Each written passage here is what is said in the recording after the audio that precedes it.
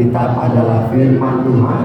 Ketika aku membaca, mendengar, melakukannya, aku pasti berbahagia. Amin. Ya. Ketika kita praktek firman, saudara, ada kebahagiaan yang Tuhan sudah siapkan.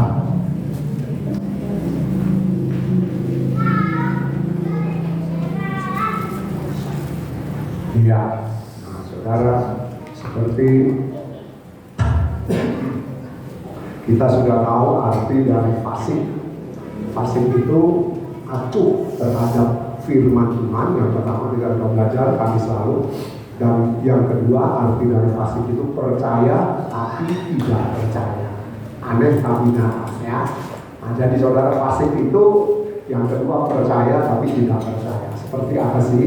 Nanti kita akan belajar ya. Jadi kita mau saudara supaya kehidupan kita ini jangan sampai hidup di dalam kefasikan. Karena fasik itu, orang yang fasik itu orang yang percaya. Ya, orang yang percaya tapi dia tidak percaya. Orang yang percaya tapi acuh ya, tidak peduli dengan firman Tuhan. Nah, jadi kita mau cross check. Kalau minggu lalu kita sudah belajar, ketika kita tidak peduli dengan firman Tuhan, kita tidak mau tahu, kita acuh, pokoknya masa bodoh ya, itu berarti saudara dan saya tergolong orang fasik ya. Lalu yang kedua, saudara, ini orang fasik itu orang yang percaya tapi tidak percaya. Nah, saudara, kita akan belajar ya. Ada banyak di gereja yang disebut orang Kristen itu hidupnya fasik. Ya, kenapa? Karena orang Kristen merasa dia orang yang percaya kepada Tuhan toh. Orang Kristen itu merasa aku sudah percaya Tuhan Yesus. Apalagi yang kurang tahu. Saudara, ternyata orang Kristen yang aku percaya sama Tuhan Yesus, dia nggak hidup seperti orang yang percaya kepada Tuhan Yesus. Ya, cuma ngomongnya aja, ucapannya aja, perkataannya saja, atau pengakuannya saja. Aku orang percaya kepada Tuhan Yesus. Kita mau buktiin ya, saudara, kita mau buktiin. Kita lihat contoh dari firman Tuhan ya. Percaya itu kita sudah tahu arti daripada percaya itu penurutan, ketaatan kepada yang kita percaya. Itu namanya percaya. Jadi kalau saudara percaya Tuhan Yesus, saudara harus menurut Tuhan Yesus. Saudara harus taat kepada Tuhan Yesus. Nah, itu baru namanya percaya Tuhan Yesus. Kalau saudara mau percaya Tuhan Yesus, tapi kita punya kehidupan nggak seperti yang Tuhan mau, kita kan sudah tahu bahwa orang Kristen yang percaya Tuhan Yesus, ayat di dalam 1 Yohanes pasal 2 ayat yang ke-6 itu dikatakan, barang siapa yang mengaku Bapa, barang siapa yang mengaku Kristen di dalam hidupnya, maka dia wajib hidup seperti Tuhan Yesus hidup. Nah, jadi saudara, ketika kita ngomong kita percaya, kita harus hidup seperti Tuhan Yesus hidup atau belajar hidupnya Tuhan. Lalu arti percaya yang kedua, mempercayakan diri pada objek yang kita percayakan. Ya, lalu yang pertama, menurut, melakukan kepada orang yang kita percaya, apa yang dikatakan, kita nurut. Nah, kemudian yang kedua, mempercayakan diri. Jadi menyerahkan diri kepada objek yang kita percaya. Saudara percaya pada siapa? Tuhan Yesus ya. Serahkan diri kita kepada Tuhan Yesus ya. Nah, jadi itu makanya ada banyak orang Kristen hari-hari ini yang hidupnya ada di dalam kefasikan ya. Nah, kita mau belajar. Saya kasih contoh. Yuk kita buka Yohanes pasal 20 ayat 19 sampai yang ke-23 ya, saudara. Yohanes pasal 20. Yohanes pasal 20 ini peristiwa terjadi sesudah Tuhan Yesus bangkit. Ya, sesudah Tuhan Yesus bangkit. Saudara, pasal 20 ayat 19 sampai yang ke-23. Saya tidak akan ajak saudara baca semua, tapi kita lihat saudara ayat 19. Yuk, kita baca sama-sama ayat 19. Saudara boleh catat ayat 19 sampai 23 Injil Yohanes pasalnya yang ke-20. Yuk kita baca ayat 19. Saya tunggu sampai semua dapat. pasal 20 Injil Yohanes ayat 19. Sudah dapat semua? Yuk, semua ikut baca ya. Semua ikut baca, jangan ada yang diam.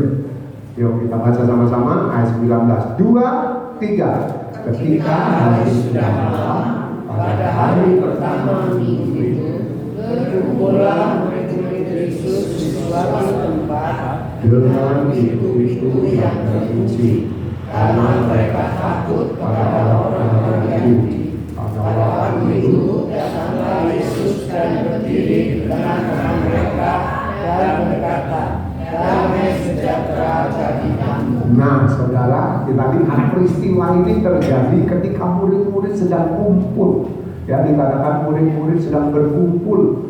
Nah, nggak ditulis memang di rumah siapa, tapi mereka sedang berkumpul di satu tempat dan pintu-pintu semua dikunci rapat.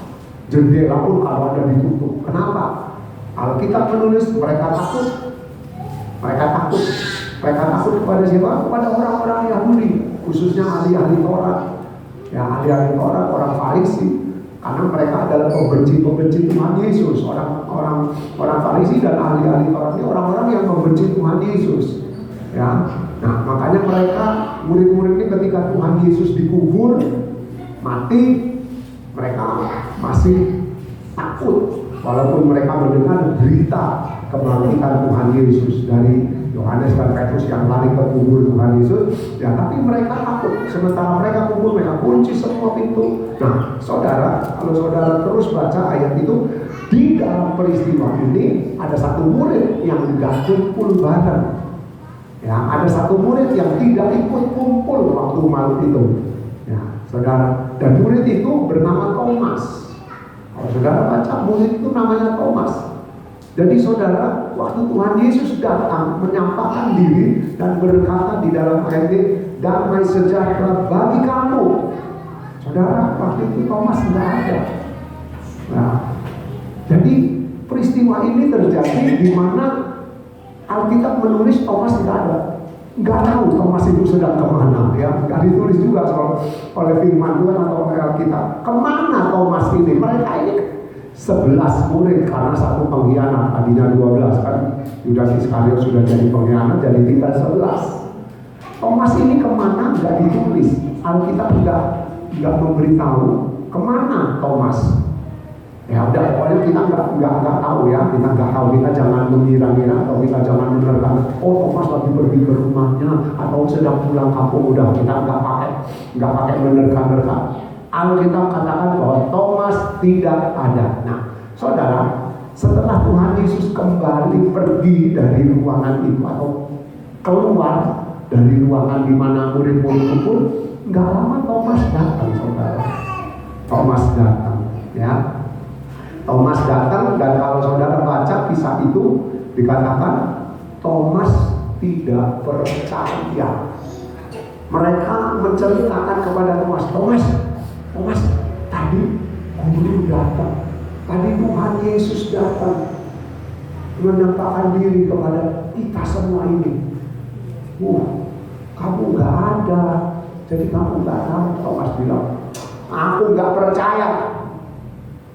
Nggak percaya kalau guru datang, kalau Tuhan kita datang.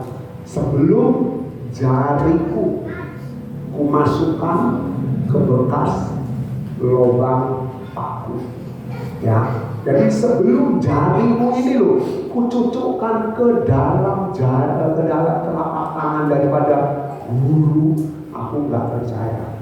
Nah, saudara, kita lihat, ya. Thomas berkata seperti itu. Sekarang saudara, saya ingin ajak saudara lihat ayat selanjutnya. Yuk, kita buka ayat, kita baca. Ya, saudara sudah buka pasal 20 Yohanes, kita baca ayat 25-nya. Yuk, semua ikut baca ya, ayat 25.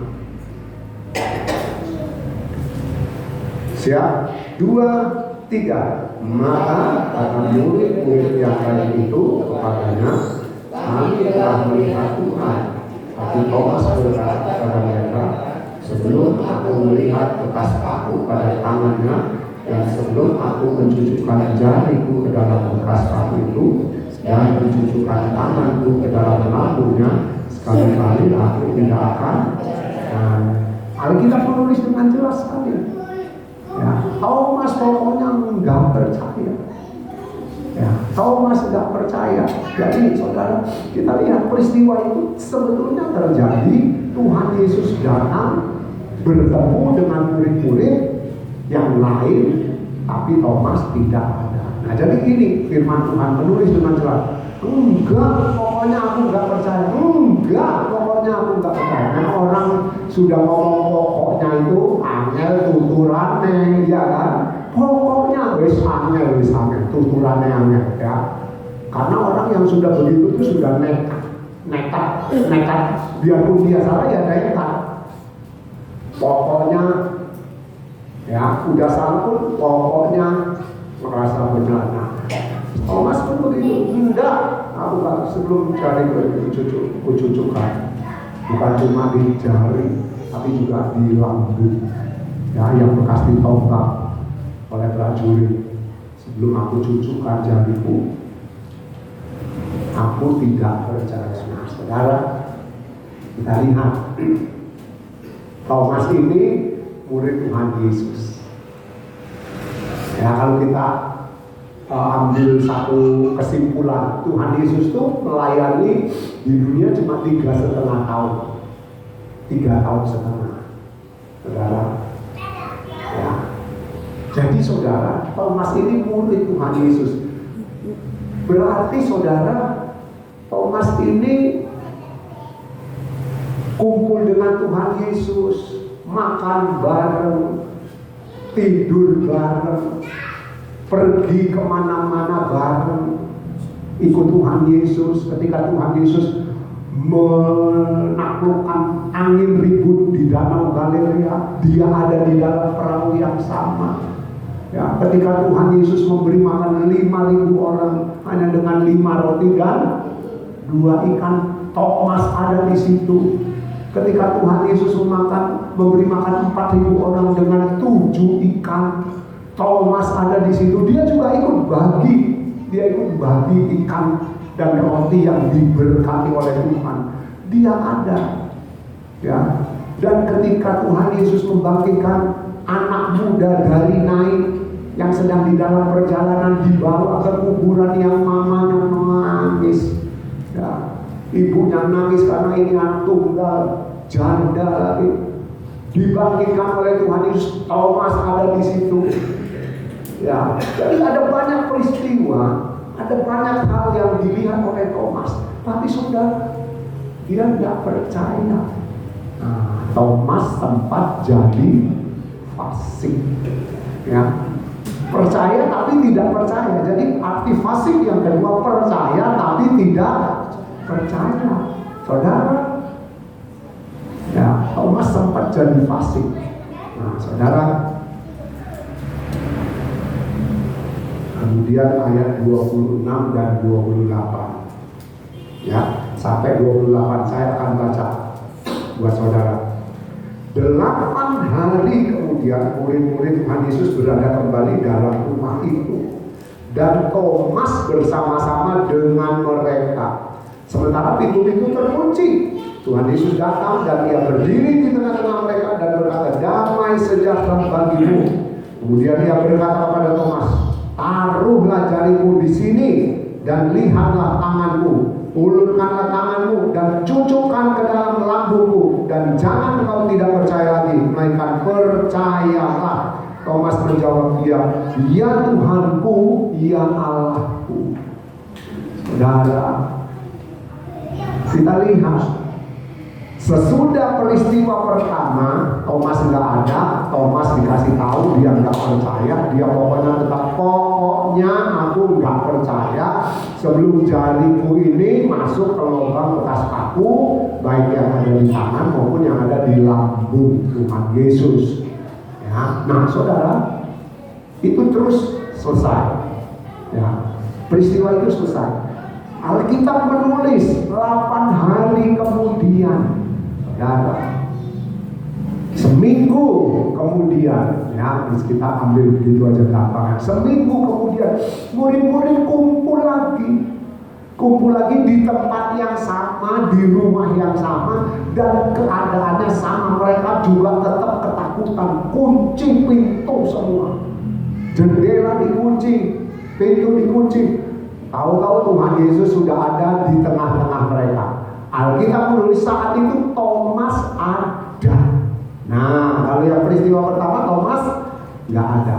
Peristiwa kedua Thomas ada. Thomas ada kumpul bersama dengan murid-murid yang lain. Nah, Tuhan Yesus datang dan Tuhan Yesus berkata perkataan yang sama, damai sejahtera bagi kamu. Sesudah Tuhan Yesus ngomong gitu, Tuhan Yesus ngomong sama Thomas, Thomas, sini yo, sini kamu, sini.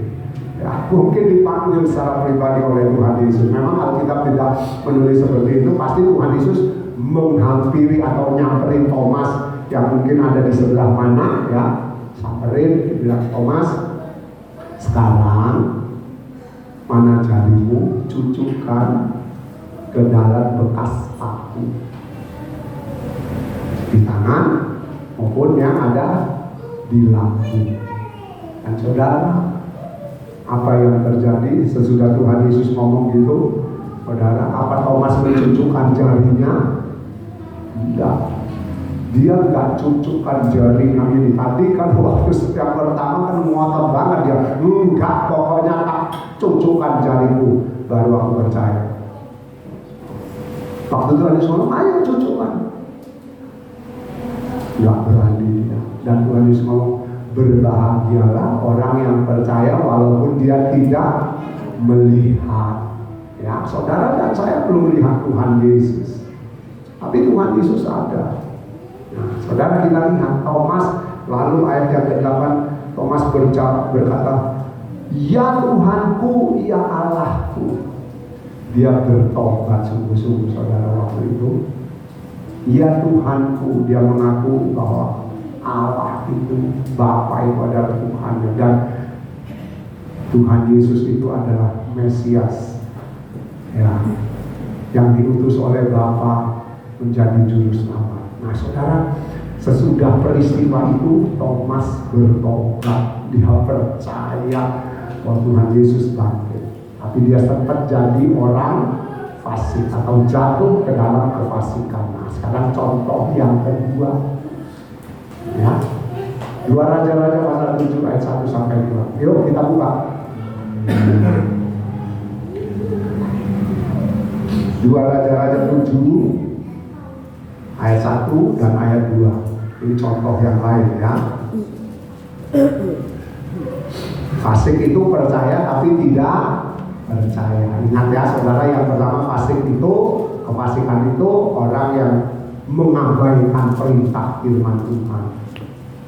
Sekarang yang kedua, fasik percaya tapi tidak. Kita baca, yuk kita baca ayat 1 dan ayat 2. Ya, saudara-saudara baca ayat yang ke-1, saya baca ayat yang kedua. Yuk, sudah dapat semua? Pasal 7 2 Raja-Raja ayat 1, saudara, ayat 2 saya. Yuk, siap ya, baca semua. Semua ikut baca. 2, 3. Lalu dengarlah firman Tuhan. Beginilah firman Tuhan. Besok kira-kira waktu ini, sesukat tepung yang terbaik akan berharga sesikal, dan 2 sukat jelek akan berharga sesikal di pintu gerbang Samaria.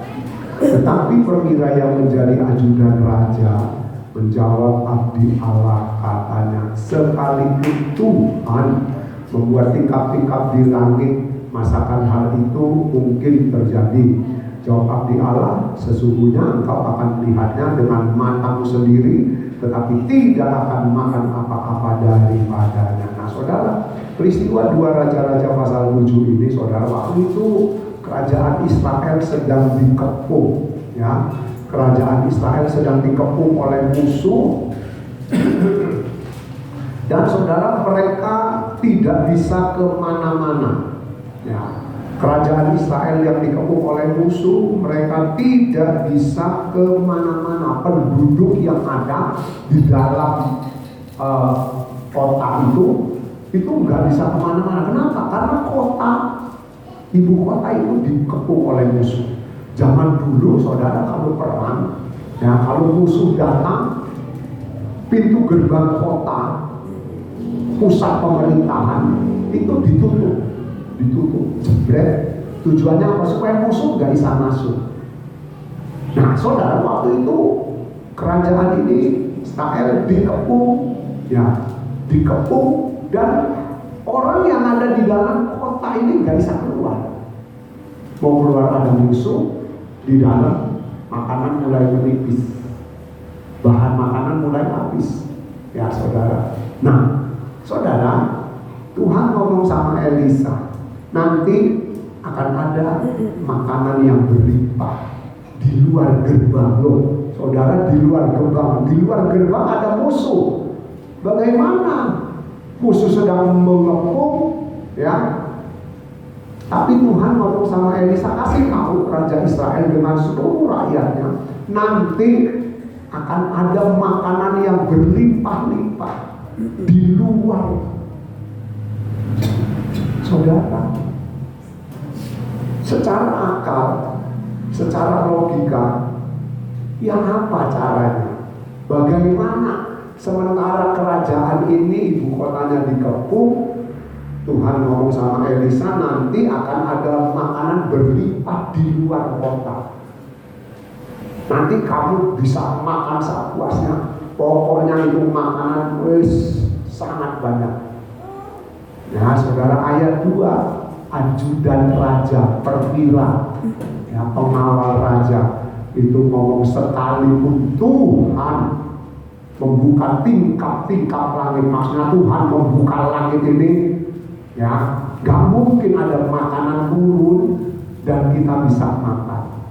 Kalau saudara baca peristiwa ini, saudara, ternyata Tuhan itu bertindak dengan cara yang luar biasa. Pasukan yang kepung ibu kota Israel ini sangat banyak, ya, sangat banyak, dan mereka jumlahnya katakan seperti pasir di tepi pantai, saking banyaknya pasukan yang besar. Saudara, tentu saja kalau pasukannya besar, bahan makanannya juga yang dibawa sangat banyak. Gak mungkin pasukan yang besar bawa makanan cuma satu truk. Nah, saudara, itu makan satu orang cuma pakai jari ini, ya habis sudah. Kalau pasukannya banyak, pasti logistiknya juga banyak yang dibawa. Nah, ini yang Tuhan adakan. Waktu Tuhan ngomong sama Elisa itu belum terjadi. Perwira, ajudan, pengawal raja ini ngomong seperti itu tadi ayat 2. Jawabnya, sekalipun Tuhan membuka tingkap-tingkap di langit, masakan hal itu mungkin terjadi. Dia ngomong gitu sama raja yang sedang mendengar Elisa ngomong, dan juga sama Elisa. Lalu Elisa ngomong gini, jawab abdi Allah itu Elisa, sesungguhnya engkau akan melihatnya dengan matamu sendiri, tapi tidak akan makan apa-apa daripadanya. Saudara, ya. Nah, sekarang kita lihat ayatnya yang yang ngomong gak mungkin, ya, yang kata tidak mungkin ini perwira itu yang ngomong. Nah, ayat yang ke 20, yuk kita baca ayat 20, pasal 7 ayat 20. Siap semua ya? Yuk ayat 20 kita baca 2, 3. Demikianlah terjadi kepada orang itu, rakyat menginjak-injak dia di pintu gerbang, lalu matilah ya. Nah saudara, ternyata Tuhan bikin makanan yang berlimpah seperti dia bilang kepada Nabi Elisa itu dengan cara pasukan yang mengepung ibu kota Israel ini dibuat kacau oleh Tuhan, sehingga mereka akhirnya pulang, saudara, pulang ke negaranya, pulang ke negeri asal mereka, ya, kembali ke tempat mereka. Dan mereka juga ditulis oleh firman Tuhan dengan buru-buru. Saudara, dengan buru-buru. Jadi saudara, orang naik gupuh itu kira-kira ingat nggak sama barang? Saudara, kalau ada rumah kebakaran, orang yang ada di dalam rumah itu kalau buru-buru, dia nggak bakal ingat ambil apa-apa. Bener. Kalau orang Tionghoa ya khususnya, itu biasanya dipesenin satu tas surat-surat. Nah, jadi kalau kebakaran, nggak usah bingung yang lain-lain, ambil surat-surat itu, bawa keluar. Tujuannya apa? Supaya identitas kita semua ada di situ. Jadi saudara yang punya surat-surat penting jadiin satu tas. Ya bukan karena kebakaran, bukan ini orang Tionghoa itu seperti itu. Jadi seluruh surat penting itu dimasukin satu tas. Ibu itu kata, akte lahir, akte perkawinan, akte apa, terserah saudara. Ya, kalau saudara beli tanah, akte tanah, pokoknya semua surat jadi satu tas. Jadi kalau ada kebakaran, nggak bingung, ingat tas, ambil keluar. Uang kan nggak mungkin saudara mau, uang saya ada di lemari ini. Oh loh, keburu mati kebakar saudara, ya kan? Nah, ini tentara musuh dibuat Tuhan buru-buru, makanya makanan mereka ditinggal. Dan waktu ditinggal, barulah dikasih tahu kepada raja bahwa tentara musuh yang mengepung kota itu sudah pergi dan makanan mereka, logistik mereka ditinggal. Sehingga saudara, waktu dikasih tahu seperti itu, rakyat yang sudah mulai lapar saudara karena habis makanan yang ada di kota, mungkin sudah ada yang lapar, ada yang baru mau lapar, ada yang setengah lapar. Pokoknya begitu mereka dikasih tahu, mereka mau keluar, pintu gerbang masih ditutup. Ya, pintu gerbang masih ditutup. Nggak bisa rakyat buka seenaknya aja. Perwira itu jaga pintu gerbang saudara. Dia sama anak buahnya bilang, buka pintu gerbangnya. Dibuka. Saudara, kalau saudara lihat peristiwa KDM ngawinin anaknya di Jawa Barat, apa yang terjadi? Orang-orang yang diundang pesta, seluruh rakyat itu masuk, desek-desekan, ada yang jatuh, ada yang keinjek-injek, sampai ada yang mati satu kalau nggak salah ya. Ada satu mati keinjek-injek. Ya yang seperti itu saudara. Itu mereka nggak kelaparan, mereka mau makan bareng sama gubernur Jawa Barat. Nggak kelaparan. Tapi karena mereka kepengen, nggak tahu apa yang mau dicari, makanan apa yang bakso, mungkin ada soto, ada tulis, pokoknya mereka pengen cari makanan yang mereka suka. Itu sampai seperti itu dan ada yang mati satu. KDM sampai minta maaf. Dia bilang saya tidak punya gambaran sampai terjadi seperti itu. Nah saudara, gerbang dibuka sama anak buahnya ajudan pengawal raja, dibuka dari belakang, diserudul saudara. Rakyat itu sudah nggak pusing, ini mau perwira, ini mau jenderal apa siapa, pokoknya serudul saudara, didorong rame-rame sama rakyat. Ajudan itu jatuh, terus orang-orang lewat di atasnya. Ya saudara, sambil diinjak-injak, bukan pijat. Kalau saudara punya cucu diinjak-injak nggak sakit. Lah ini rakyat segitu banyaknya keluar gerbang mau ambil makanan di luar pintu gerbang. Saudara, ajudannya jatuh, diinjak-injak dan matilah ia. Lalu firman Tuhan berkata seperti yang dia ucapkan. Nah, Nabi Elisa ngomong, kamu akan melihat tapi kamu tidak akan makan. Saudara, selesai. Ya, saudara, pengawal itu mati diinjak-injak. Kenapa? Karena dia percaya tapi tidak percaya. Ya, dia ngomong nggak mungkin Tuhan, nggak mungkin. Catatan, kefasikan membuat orang percaya tapi tidak percaya. Nah, jadi saudara, kita sudah belajar 2 hal minggu lalu. Yang pertama, ini yang kedua, kefasikan adalah percaya tapi tidak percaya. Ayo saudara, kita jemaat GBD Ebenezer jangan jadi orang fasik. Orang fasik itu ada di gereja. Orang fasik itu masih dengar firman Tuhan. Orang fasik itu masih bisa melayani. Orang fasik itu masih bisa jadi pendeta loh. Thomas itu murid Tuhan Yesus loh. Pendeta di bawahnya Thomas. Kalau mau ngomong pangkatnya ya kan, dia rasul. Di bawahnya Thomas. Kelasnya kalau ngomong rasul kan, nabi, rasul atau rasul dulu. Nabi, rasul, ya, penginjil, guru, agung gembala, guru. Saudara, kita lihat Thomas itu murid Tuhan Yesus, dia sempat jadi orang fasik. Nggak percaya.